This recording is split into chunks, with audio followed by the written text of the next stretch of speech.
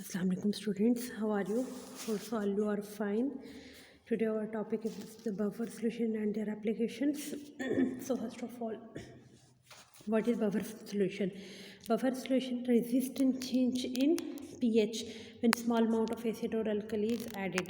अब इसका क्या मतलब होता है कि बफर सॉल्यूशंस क्या होता है? बफर सॉल्यूशन उनकी पीएच जो होती है वो रेजिस्ट करती है। मींस कि अगर उनकी पीएच में एक स्पेसिफिक पीएच होती है, अगर उसके अंदर एसिड या बेस को ऐड भी किया जाए स्मॉल अमाउंट में, ठीक है, इससे ज़्यादा नहीं, अगर ज़्यादा करते हैं तो फिर ज़ाहिर वो चेंज हो जाती है, लेकिन स्मॉल अमाउंट में एसिड या बेस जब ऐड होता है तो वो उसको रेजिस्ट करती है। एक्चुअली ये क्यों होता है? ये एक्चुअली कॉमन आयन इफेक्ट की वजह से होता है। कॉमन आयन इफेक्ट क्या करता है? कॉमन आयन इफेक्ट क्या करता है? जो रेजिस्टेंट चेंज इन पीएच होती है उसको वो कंपनसेट कर देता है, से वहाँ पे रेजिस्टेंस क्रिएट करता है। अब यहाँ पे एसिडिक बफर सॉल्यूशन जो है वो किससे बनना होता है? Acidic buffer solution weak acid, और उसका जो अब ज़ाहिर हम लोगों ने ऑलरेडी ये सारी चीज़ें बार बार डिस्कस करे हैं कि एक वीक एसिड जो होता है उसके साथ वीक एसिड क्या करता है, उसकी जो कॉन्जुगेट बेस बनती है वो क्या होती है? स्ट्रॉन्ग होती है। तो जाहिर है जो कॉन्जुगेट बेस बनेगी उसका सॉल्ट बनेगा, वो क्या होगा? स्ट्रॉन्ग होगा। तो बफर सॉल्यूशन में वीक एसिड होता है और इसका salt of a strong alkali. अब उसकी अल्कली मीन्स वही बेस का स्ट्रॉन्ग सॉल्ट बनेगा। अब जैसे हमारे पास एसिटिक एसिड है तो वही सोडियम एसीटेट के साथ मिलकर बनेगा। अब यहाँ पे देखिए एसिटिक एसिड का कॉन्जुगेट बेस क्या थी? CH3COO negative. तो ये एसीटेट आयन जो था वो इसकी कॉन्जुगेट बेस थी, जो इसने ये इसके साथ अल्कली एक बनाया, जिसने इसका एक सॉल्ट बनाया सोडियम एसीटेट। अब यहाँ पे कॉमन आयन इफेक्ट क्या होता है कि एसिड जो है वो अपना प्रोटॉन रिलीज करेगा और एसीटेट आयन करेगा, जब सोडियम एसीटेट अपना आयनाइजेशन करेगी, सोडियम आयन और एसीटेट आयन। अब एसीटेट आयन दोनों में कॉमन हो जाएगा। दोनों में कॉमन होने की वजह से ये एसीटेट आयन दोबारा से, जाहिर है ये जो सॉल्ट है ये कम्प्लीटली आयोनाइज होगा, ये दोबारा से अपना रिवर्स नहीं हो सकता। जबकि जो एसिटिक एसिड है ये क्या है? एक वीक इलेक्ट्रोलाइट है, तो वो दोबारा से अपने ओरिजिनल एसिटिक एसिड में कन्वर्ट हो सकता है। इस वजह से जब ये एसीटेट आयन बनेंगे वो क्या करेंगे? हाइड्रोजन के साथ मिलकर दोबारा से एसिटिक एसिड बना देंगे। कॉमन आयन क्या करेंगे? उसकी जो चेंज इन पीएच आई उसको रेजिस्ट कर देंगे। अब हम कहते हैं बफर सॉल्यूशन सेम वही बात है कि जो पीएच को कांस्टेंट रख सकते हैं अगर addition of small amount of acid और बेस ऐड किया जाए। अब यहाँ पे एसिडिक बेसिक बफर सॉल्यूशन जो ऑलरेडी डिस्कस किए होते हैं, बफर सॉल्यूशन जो वो कैसे चेंज को रेजिस्ट करते हैं। एसिड एंड बेसिस हैं, यहाँ पे पॉजिटिव नेगेटिव चार्जेस हैं, पीएच जो वो अनचेंज रहती है by addition of positive negative charges. अब यहाँ पे हमारे पास है कि Ka सबसे पहले हमने ऑलरेडी जब डिस्कस किया तो वो क्या है? Hydronium ion salt ion concentration divide bye acid. ये आप उसकी कैलकुलेशन करेंगे, अभी नेक्स्ट में भी हम देखेंगे किस तरह से हमने इसको लिया। तो वो हाइड्रोजन आयन कंसंट्रेशन में हाइड्रोनियम आयन कंसंट्रेशन वही होती है, hydrogen ion concentration is equal to Ka acid concentration divide by salt. अब दोनों तरफ लॉग लेंगे, log of hydrogen ion concentration is equal to log of Ka plus log of concentration of acid divide by concentration of salt. अब negative log लेंगे, negative log of hydrogen ion is pH, negative log of Ka is pKa and plus log of salt over acid. अब हमारे पास एक graph है, यहाँ पे pH है, यहाँ पे कंसंट्रेशन है। अब देखिए कि जो नॉर्मली होता है हमारे पास, जो मोर एसिड जब ऐड किया जाता है, एसिड ऐड किया जाता है तो क्या होता है? जैसे जैसे करेंगे पीएच यहाँ पे एसिड ऐड किया जा रहा है तो कॉन्जुगेट बेस जो है वो यहाँ पे क्या होना शुरू हो जाएगा? डिप्लीट होना शुरू हो जाएगी। मीन्स की कॉन्जुगेट बेस अगेन क्या करेगी? उसका जो बनेगी वो दोबारा से डिप्लीट होना शुरू हो जाएगी। तो क्या होगा कि अब यहाँ पे इसके बफर सॉल्यूशन बनेगा। अब बफर सॉल्यूशन है, बफर सॉल्यूशन क्या करेगा? नॉर्मली क्या है इसकी pKa यहाँ पे इसकी वैल्यू है जो एक तकरीबन कांस्टेंट है। अब जैसे ही कोई एसिड या बेस इसमें ऐड किया जाता है तो ऐड करने से क्या होगा? कॉमन आयन इफेक्ट होगा, जिसकी वजह से इसके चेंज पर कोई फ़र्क नहीं पड़ेगा। अब इसी तरह अगर आप कोई भी बेस ऐड करते हो तो क्या होता है? पीएच इंक्रीज होना चाहिए उसको, लेकिन क्या होता है यहाँ पे कांस्टेंट आ जाती है। इसी तरह एसिड ऐड करेंगे ये इंक्रीज होगा, लेकिन बफर सॉल्यूशन इसे नॉर्मलाइज कर देगा। अब यहाँ पे हमारे पास कैलकुलेशन है पीएच की। यहाँ पे अब सारे हम देखेंगे कि ये पीएच की कैलकुलेशन कैसे करनी है कितना। अब calculate the pH of acetic acid buffer solution containing 1.0 mole of each component. अब यहाँ पे आपने फर्स्ट पार्ट में क्या करना है, पीएच फाइंड करनी है। सेकेंड में pH of the solution added 0.01 mole of hydrochloric acid gas to volume, means कि यहाँ पे नंबर ऑफ मोल गिवन है। हाइड्रोक्लोरिक एसिड का मतलब वही होगा हाइड्रोजन कंसेंट्रेशन, और वॉल्यूम कितना 1 डेसीमीटर क्यूब। तो इसी आप यहाँ से मोलारिटी फाइंड कर सकते हैं। Molarity is equal to number of moles divide by volume.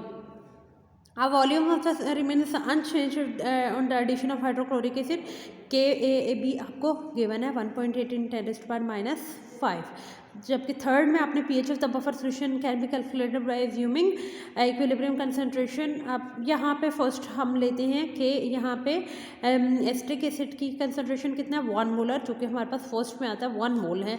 अब 1 मोलर है तो आप उसको क्या लोगे, एसिटेटाइन की 1 मोल होगी तो KA क्या है, एसिटिक एसिड जब आयनाइज होगा एसिटेटाइन और हाइड्रोजन आयन में, तो acetate ion into hydrogen ion divide by acetic acid, तो ये क्या हो जाएगा 1 डिवाइड बाई 1, ये कैंसिल हो जाएगा। तो hydrogen ion is equal to KA, तो KA यहाँ पर आ जाएगा, हाइड्रोजन आयन यहाँ आ जाएगी। तो हाइड्रोजन आयन की कंसंट्रेशन आपके पास क्या आ जाएगी 1 × 10⁻⁵। अब आप -5 आ गई। अब ये आपके पास क्या है, हाइड्रोजन आयन कंसंट्रेशन आ गई। अब आप इसके पीएच लेंगे, नेगेटिव लॉग ऑफ 1.8 × 10⁻⁵ लेंगे तो ये आ जाएगी 4.745। इसी तरह जब आप HCl आपने ऐड किया, हाइड्रोजन आयन 0.01 मोल इसमें ऐड कर दिया, जो ऑलरेडी हमने कह दिया कि 0.01 मोल ऐड कर दिया, तो वॉल्यूम भी 1 था तो सेम ही रहेगी कंसंट्रेशन, तो इनकी 0.01 है। अब हम क्या करेंगे, ज़ाहिर है ऐड किया है तो आप उसमें जो 1 मोलर कंसंट्रेशन थी एसिटिक एसिड में 1 ऐड करोगे तो ये 1.01 हो जाएगी। एसिटेट आयन की भी अब ज़ाहिर है रिएक्टेंट तो उसमें ऐड हो रहे हैं, लेकिन प्रोडक्ट से वो क्या हो रहा है, माइनस हो रहे, क्योंकि वहाँ पर आपने एसिड ऐड किया तो प्रोडक्ट माइनस होगा। 1 मोल आपने ऐड किया, उतना ही प्रोडक्ट दोबारा से एसिटेटाइन के साथ मिलकर दोबारा से एसिड बना देगा। इस वजह से यहाँ पर क्या ये माइनस है, तो ये आ जाएगा 1 - 0.01 1 0.99। Ka is the concentration of acetate divided by acetic acid into hydrogen ion concentration। अब Ka आपके पास है गिवन है, हाइड्रोजन आयन कंसंट्रेशन आपने फाइंड करनी है। सिंपली इन सबको मल्टीप्लाई करेंगे, डिवाइड करेंगे, आपके पास आंसर आ जाएगा 2.210 × 10⁻⁴। तो pH लेंगे, negative log of this concentration, so it will be 4.736। अब इसका मतलब है कि slight change in pH 4.75 to 4.736 में चेंज हुई है। अब इतना सा ये डिफरेंस आया है, 4.75 to 4.36 पर चेंज आया है। तो अब इसका मतलब ये है कि डिफरेंस ऑफ 0.09 आया है, तो इस वजह से बफर सॉल्यूशन जो है वो बहुत लिमिटेड पीएच को भी, स्मॉल पीएच को भी रेजिस्ट करते हैं। अब इनके जो इम्पॉर्टेंट पॉइंट्स हैं अबाउट द पीएच, अब यहाँ से हम क्या प्रेडिक्ट करते हैं कि स्मॉल अमाउंट ऑफ चेंज जब आता है बफर सॉल्यूशन को, तो उसके कुछ इंपॉर्टेंट फैक्ट्स हैं। बफर सॉल्यूशन जो है वो प्रिपेयर होते हैं by combining aqua solution. Same वही चीज़ जो पहले बात की थी, एसिडिक बफर सॉल्यूशन कैसे होते हैं, वीक एसिड एंड इसका स्ट्रॉन्ग बेस, मतलब स्ट्रॉन्ग सॉल्ट जो बनता है किसी बेस का वो, ठीक है, जो सॉल्ट बना होगा वो स्ट्रॉन्ग अल्कली से बना होगा। इसी तरह बफर सॉल्यूशन रेजिस्ट करते हैं चेंज इन पीएच होकर थोड़ी सी अमाउंट में भी एसिड या बेस उसमें ऐड किया जाए। अब बफर सॉल्यूशन जो है वो स्टेबिलिटी होती है by pH by shifting their equilibrium to consume added hydrogen ion और replaceable hydronium ions which have reacted with added hydroxyl ions. अब वो क्या कहते हैं, जो ऑलरेडी इसमें हमने देखा कि जैसे ही आपने देखिए ऐड किया है या उसमें से अब आपने रिएक्टेंट में ऐड किया तो प्रोडक्ट से क्या हो गया, माइनस हो गया। तो स्मॉल चेंज को भी ये क्या करते हैं, मेजर करते हैं, तो रेजिस्ट करते हैं से भी चेंज को, और वो मेंटेन कर देते हैं स्टेबिलिटी ऑफ पीएच। आप देखिए स्टेबिलिटी को, चेंज को, पीएच को इनने मेंटेन किया कि इतना ऐड हुआ था 0.01, तो 0.01 उसके प्रोडक्ट ने क्या किया, दोबारा से उसे नॉर्मलाइज करके इन्हें रिएक्टेंट में कन्वर्ट कर दिया है। तो इस वजह से इसको ये मेंटेन करते हैं। Aqua solution of strong acid and जो उसकी ज़ाहिर है स्ट्रॉन्ग एसिड है तो उसकी जो कॉन्जुगेट बेस क्या होगी वो वीक होगी, तो वो दोनों है बफर, वो as a buffer solution act नहीं कर सकते, क्योंकि aqueous solution of strong acid and its conjugate base जो है वो एसिड और उसकी conjugate base as its soluble salt जो है वो can not be act as a buffer solution. अब क्यों? क्योंकि जो है वो उसी का बेस होगी तो इसलिए वो नहीं होती। स्ट्रॉन्ग एसिड जो है वो कम्प्लीटली आयोनाइज हो जाता है, इसलिए हमें एसिड के साथ कम्बिनेशन का हमेशा एसिड या बेस जो ले रहे हैं वो वीक होना चाहिए ताकि वो कम्प्लीटली आयोनाइज ना हो। उसका सॉल्ट हमेशा स्ट्रॉन्ग होना चाहिए, उनके जो खुद से एसिड या बेस जो है वो स्ट्रॉन्ग नहीं होने चाहिए, सिर्फ उनके सॉल्ट स्ट्रॉन्ग होने चाहिए। क्यों? क्योंकि जब वो कर लेंगे तो कम्प्लीटली आयोनाइज हो जाएंगे। अब जब भी स्मॉल अमाउंट उसमें जब ऐड किए जाएंगे तो वो क्या कर देंगे, कंज्यूम कर देंगे और जो है वो रिप्लेस नहीं कर पाएंगे, पीएच को चेंज जो है वो उसको रेजिस्ट नहीं कर देंगे। तो अब इस तरह के स्ट्रॉन्ग एसिड में कोई भी अमाउंट अगर ऐड की जाएगी इक्विलिब्रियम जो वो शिफ्ट नहीं होगा। क्यों नहीं होगा? क्योंकि एसिड जो वो ऑलरेडी प्रेजेंट होता है स्ट्रॉन्ग एसिड में, तो इसलिए सॉल्यूशन जो स्ट्रॉन्ग बेस का होगा वो भी कॉन्जुगेट बेस वो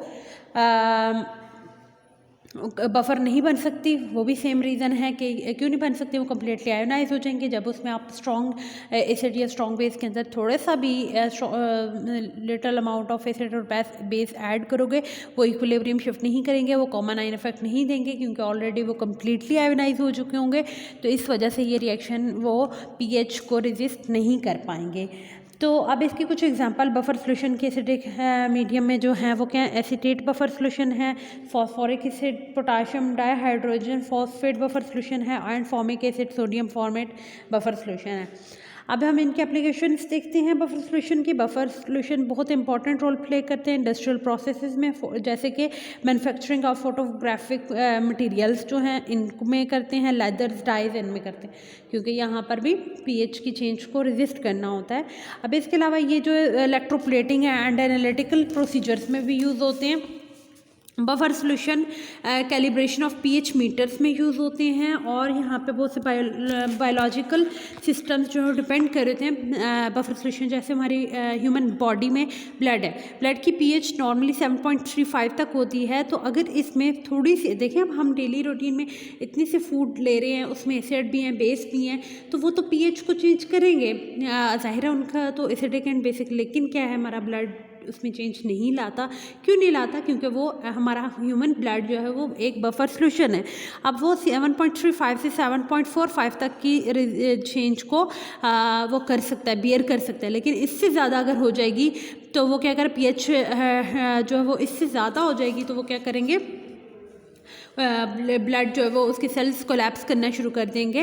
अब हम कहते हैं ह्यूमन टीयर्स जो है 7.40 की पीएच होती है। इसी तरह लेमन जूसेस जो उनसे हैं वो उनकी जो वो 1.65 होती है से 1.75। मिल्क एंड एग वाइट जो होते हैं उनकी पीएच 6.7 to 6.8 होती है, एंड 8.8 to 8.1 होती है। ठीक है, डिफरेंट होती है। बफर सोल्यूशंस जो यूज़ होते हैं for the maintenance of pH of culture media, for the growth of bacteria and bacteriological applications. अब हम ये जो बैक्टीरिया वगैरह जहाँ पे ग्रो करवाए जाते हैं, जो कल्चर मीडिया प्रोवाइड करते हैं, वहाँ पे भी बफर सोल्यूशन लिए जाते हैं। अब composition of buffer solution same exactly वही चीज़ें हैं। वीक एसिड, एक एसिडिक होते हैं, एक बेसिक होते हैं। अब जो बाय मिक्सिंग वीक एसिड के साथ salt of it strong base जो बनता है वो क्या कहते हैं, आपके पास एसिडिक बफर सोल्यूशन, और वीक बेस के साथ सॉल्ट इसका स्ट्रॉन्ग एसिड का बनता है तो उसको क्या कहते हैं, बेसिक बफर सोल्यूशन।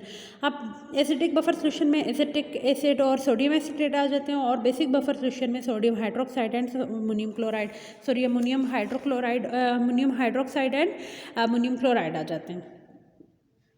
अब हम बफर सोल्यूशन की कुछ और एग्जांपल्स लेते हैं हमारे पास जो गिवन है।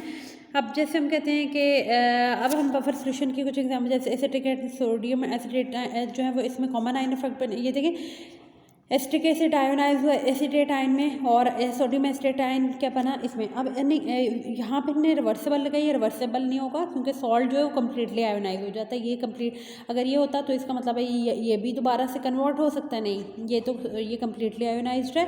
जब जैसे ही सोल्यूशन में ये ऐड होगा, ये ज़ाहिर अपने आयन्स देना शुरू कर देगा। ये आयन्स चाहेंगे हाइड्रोनियम आयन के साथ मिलकर दोबारा से अपने एसिटिक एसिड बनाना शुरू कर देंगे, तो कॉमन आयन इफेक्ट देंगे, जिसकी वजह से कॉमन आयन इफेक्ट क्या करता है कि इसकी जो वीक एसिड की डिसोसिएशन है इसको सप्रेस कर देता है। तो वो क्या कर देगा, एसिटिक एसिड की सप्रेशन कर देगा, जिसकी वजह से ये रेजिस्टेंट हो जाते हैं towards pH, change in pH. इसी तरह अगर हम यहाँ पर एग्जांपल लेते हैं एसिटिक एसिड और सोडियम हाइड्रोक्साइड की, ये भी स्ट्रॉन्ग एसिड है, इसका भी ये यहाँ पे थोड़ी सी आई थिंक थोड़ी मिस्टेक है, आपने इसे रिवर्सिबल नहीं लगाना, इसको क्या लगाना है, इरिवर्सिबल रिएक्शन, बिल्कुल स्ट्रेट जो सिंगल एरो लगाना है और ये डबल नहीं होंगे। अब यहाँ पे सोडियम और हाइड्रोक्सिल आयंस बन रहे हैं, तो अभी हम कहते हैं अगर हम यहाँ पे एसिटिक एसिड में हाइड्रोक्सिल आयन और सोडियम बनते हैं, अगर आप इसमें ऐड कर लेते हो तो ये क्या होगा कि ये सोडियम एसिटेट बनाना शुरू कर देते हैं और वो हाइड्रोक्सिल आयन और हाइड्रोजन वाटर बनाना शुरू कर देंगे। तो इसलिए हम कहते हैं सोडियम हाइड्रोक्साइड जो चेंज है वो इस इक्विलिब्रियम को चेंज नहीं कर पाएगा, बल्कि आपस में ही रिएक्ट करके इसका पीएच को रेजिस्ट कर लेंगे। अब हम नेक्स्ट लेते हैं, हमारे पास आ जाती है example, a pH of buffer solution in concentrated of acetic acid की 0.1 है और सोडियम एसिटेट की 1.0 है, के ए जो है वो 4.76 है, ठीक है, पी के ए, ठीक है। अब हमारे पास इसकी कंसनट्रेशन इतनी है तो इसका मतलब हमारे पास सोडियम एसिटेट की भी इतनी होगी। तो आपके पास जिसका फॉर्मूला होता है pH is equal to P K A plus log of salt over acid, जो ऑलरेडी आपको बताया था ये वो होता है। अब सॉल्ट ओवर एसिड, अब जाहिर है सॉल्ट की कंसनट्रेशन भी 1.0 है और एसिड की कंसनट्रेशन आपके पास क्या है 0.2 है। अब यहाँ पे हमारे पास क्या हो जाएगा कि यहाँ पे आप 0.1 डिवाइड बाई 0.2 करोगे 10 आ जाएगा, तो लॉग ऑफ 10 जो है वो 1 होता है, तो 4.76 प्लस 1 इज इक्वल टू 5.76, तो इसकी पीएच आपके पास क्या आएगी 4.76 आएगी। अब आपके पास जो आप लोगों की सेल्फ असेसमेंट है वो ये है कि आपने कैलकुलेट करनी है पीएच। अब ये एसिटिक, अब सॉल्ट की क्या है 0.11 और जबकि एसिटिक एसिड की कितनी है 0.09, तो आपके पास आप फाइंड करेंगे के ए इतना है, तो आप फाइंड करें पीएच कितनी है। तो उसके लिए आप सिंपल क्या करोगे, ये के ए से पी के ए में कन्वर्ट करेंगे, negative log of this concentration लेंगे एंड देन आप सेम यही वाला फॉर्मूला अप्लाई करोगे, pH is equal to P K A, जो इसकी नेगेटिव लॉग आएगी वो प्लस लॉग ऑफ अब यहाँ पे लॉग ऑफ आप यहाँ पे क्या लोगे सॉल्ट ओवर एसिड लोगे, और वो वहाँ पे जब आप सॉल्ट ओवर एसिड लेंगे तो वो आपके पास उसकी पीएच आ जाएगी, आप ऐड करोगे तो वो आपकी पीएच आ जाएगी। अब यहाँ पे हमने ऑलरेडी एक चीज़ जो डिस्कस की थी कि अगर आप ऐड करते हो तो आप अगर प्रोडक्ट कोई चीज़ कह रहे हो कि इसमें ऐड किए तो आप उसके रिएक्टेंट में ऐड करते हो, प्रोडक्ट से सब्सट्रैक्ट करते हो। तो आपने क्या करना है कि जो आप लोगों की सेल्फ काम है या असाइनमेंट है वो आप लोगों ने question number 7, question number 8, question number बस यही करने हैं, क्वेश्चन नंबर 7 और 8 के दोनों पार्ट्स आपने करके लाने हैं और साथ में ये वाली सेल्फ असेसमेंट। अब सब लोगों को समझ आया हो, देन इंशाल्लाह नेक्स्ट क्लास में हम लोग सॉल्ट हाइड्रोलिसिस करेंगे, आपका चैप्टर कंप्लीट हो जाएगा, फिर हम नेक्स्ट चैप्टर स्टार्ट करेंगे। ओके, अल्लाह हाफिज़।